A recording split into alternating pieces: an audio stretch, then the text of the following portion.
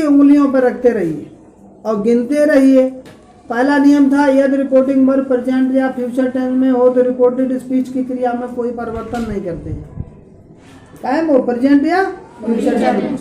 दूसरा नियम था यदि रिपोर्टिंग वर्ब पास्ट टेंस में हो और रिपोर्टेड स्पीच की क्रिया प्रेजेंट टेंस में हो तो प्रेजेंट टेंस को पूरा पास्ट टेंस में बदल देते हैं। प्रेजेंट इंडेफिनिट को पास्ट इंडेफिनिट में, प्रेजेंट कंटीन्यूअस को पास्ट कंटीन्यूअस में, प्रेजेंट परफेक्ट को पास्ट परफेक्ट में और प्रेजेंट परफेक्ट कंटीन्यूअस को पास्ट परफेक्ट कंटीन्यूअस में। अगला नियम चौथा था यदि रिपोर्टिंग वर्ब पास्ट टेंस में हो और रिपोर्टेड स्पीच की क्रिया भी पास्ट टेंस में हो तो पास्ट इंडेफिनिट को पास्ट परफेक्ट टेंस में और पास्ट कंटीन्यूअस को पास्ट परफेक्ट कंटीन्यूअस में बदल देते हैं। यहाँ तक हो गया था। फिर इनका अपवाद आया था यदि रिपोर्टिंग वर्ब पास्ट टेंस में हो और रिपोर्टेड स्पीच की क्रिया में कुड वुड शुड में माइट मस्ट लगा हो तो भी हम रिपोर्टेड स्पीच में कोई परिवर्तन नहीं करते हैं। फिर अगला नियम यहाँ आया यदि रिपोर्टिंग वर्ब पास्ट टेंस में हो और रिपोर्टेड स्पीच की क्रिया में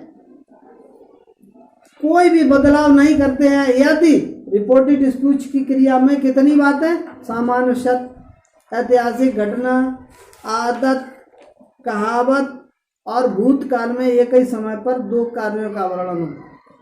माने सामान्य सत्य सूर्य पूरब में निकलता है, आदत कुत्ते रात में भौंका करते हैं या माता जी रात में कहानियां सुनाया करती हैं, ये आदत हो गई। जैसे हमने कहा माता जी रात में कहानियां सुनाती हैं तो वो आदत नहीं हुई, तो उन्होंने सुनाई हैं। और ये कहा कि माता जी रात में कहानियां सुनाया करती हैं तो वो आदत हो गई।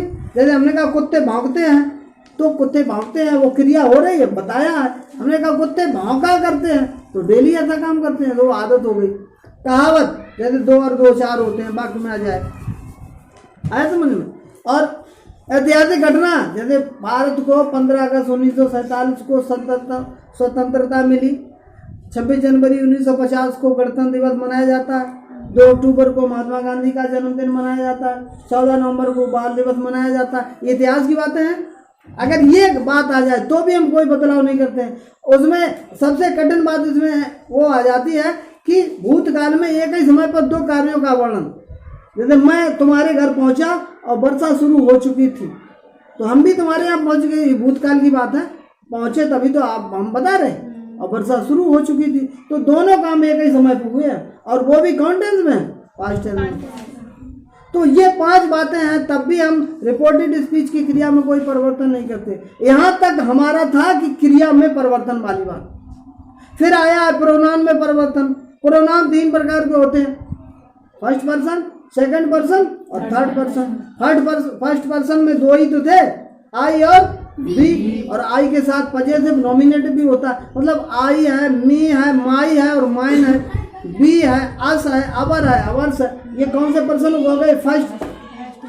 काय के हिसाब से बदलेंगे, काय के हिसाब से बदलेंगे, रिपोर्टिंग वर्ब के सब्जेक्ट के पर्सन, नंबर और जेंडर के हिसाब से। मतलब हमें देखना है कि रिपोर्टिंग ये कौन सा, एक क्वेश्चन है, ऑप्शन है, स्त्रीलिंग है, पुल्लिंग है, फर्स्ट पर्सन है, सेकंड पर्सन है, थर्ड पर्सन है।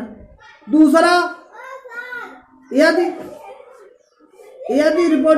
रिपोर्टिंग वर्ब पास्ट टेंस में हो, रिपोर्टिंग वर्ब क्या हो, पास्ट टेंस में हो, तो यू है, यू, योर, ये काय के हिसाब से बदलेगा, रिपोर्टेड स्पीच का प्रोनाउन सेकंड पर्सन का हो तो रिपोर्टिंग वर्ब के ऑब्जेक्ट के पर्सन, नंबर और जेंडर के अनुसार बदलते हैं।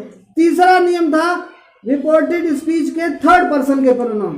थर्ड पर्सन में क्या कहा था, ही, सी, it, they, he, C, it, दे, और राम, श्याम, सीता, गीता, ये सब चीजें।